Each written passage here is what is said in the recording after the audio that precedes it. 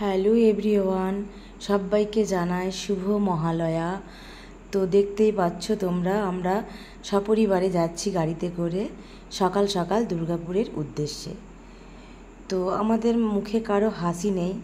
এর আগের ভিডিওতে তোমরা নিশ্চয়ই দেখে থাকবে, আমরা সবাই মিলে যখন কোথাও যাই খুব হাসি হই হুল্লোড় করতে করতে যাই, ভীষণ আনন্দ করতে করতে যাই। কিন্তু আজ আমাদের সবার মন খারাপ। আমার ছেলের, মেয়ের, ওর বাবার খুবই মন খারাপ, কারণ এই প্রথমবার আমার ছেলে আমাদেরকে ছেড়ে বাড়ির বাইরে থাকবে, আর ওকে 4 বছর থাকতে হবে। এই কথাটা ভেবে আমাদের খুব কষ্ট হচ্ছিল, তাই কারো মুখে হাসি নেই। তো আমরা সবাই মিলে 10টা নাগাদ বাড়ি থেকে বেরিয়েছি। আর দেখো, এখন যাচ্ছি গভীর জঙ্গলের মধ্যে দিয়ে। তো আমাদের বাড়ি থেকে দুর্গাপুর প্রায় 200 কিলোমিটার পথ, আর অনেকগুলো জঙ্গল পেরিয়েই যেতে হয়েছিল। আর জঙ্গল রাস্তাতে যেতে আমার খুব ভালো লাগে, আর জঙ্গলের সৌন্দর্য দেখতেও খুব ভালো লাগে, কিন্তু ভীষণ ভয় লাগে, কারণ আমি হাতিকে খুব ভয় পাই। আর কিছু কিছু জায়গায় লেখা ছিল হাতি পারাপার হয়, তো আমার ভীষণ ভয় ভয় করছিল। যাই হোক, সবাই একসাথে যাচ্ছিলাম। দিনের বেলা অনেক গাড়িও চলছিল রাস্তায়। তো জঙ্গলটা কিন্তু খুব গভীর, বাঁকুড়ার জঙ্গলটা সবথেকে বেশি গভীর। তো যাই হোক, এভাবে আমরা সবাই একসাথে যাচ্ছিলাম। আর মনের মধ্যে কষ্ট হচ্ছিল, বাড়িতে খুব কষ্ট হচ্ছিল, কান্নাকাটি করছিল, তাই ভিডিওটা বাড়ি থেকে শুরু করতে পারিনি। তো যেতে যেতে অনেক মাঠ ঘাট, নদী নালা, অনেক কিছুই দেখতে পেলাম। পুরোটা ভিডিও করতেও পারিনি, কারণ মনটা ভালো নেই।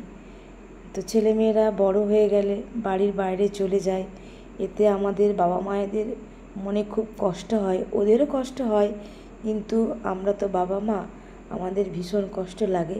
এতদিন সবাই একসাথে ছিলাম, একই টেবিলে বসে আমরা খেতাম, আমাদের ভীষণ এখন খারাপ লাগছে। কিছু করার নেই, ওরা যাতে ওদের আগামী দিনে ভালোভাবে থাকতে পারে, সুখে থাকতে পারে, সেই কথা ভেবেই ওদেরকে বাড়ির বাইরে পাঠাতে হয়। তো সেই হিসাবে আমার ছেলেও যাচ্ছে, আমাদের খুব খারাপ লাগছে। তো দেখো, যেতে যেতে আবার আমরা মাঝখানে বৃষ্টিও পেয়েছি, খুব জোরে বৃষ্টি হচ্ছিল। তো যাই হোক, আমরা যাচ্ছিলাম।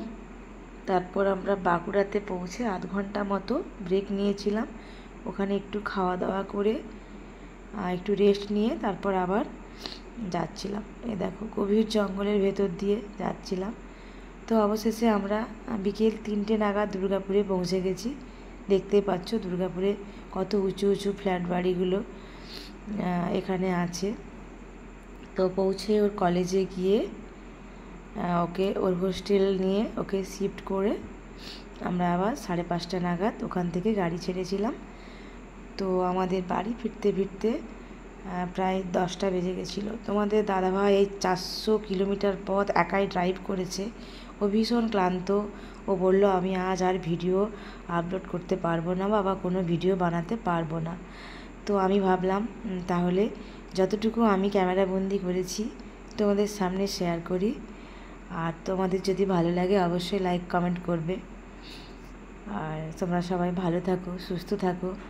আশা করি দুর্গাপূজা সবার খুব ভালোভাবেই কাটবে, সবাই খুব আনন্দ করো, হই হুল্লোড় করো। তো চলো, আজকে এই পর্যন্ত। শুভরাত্রি, পরে আবার দেখা হবে।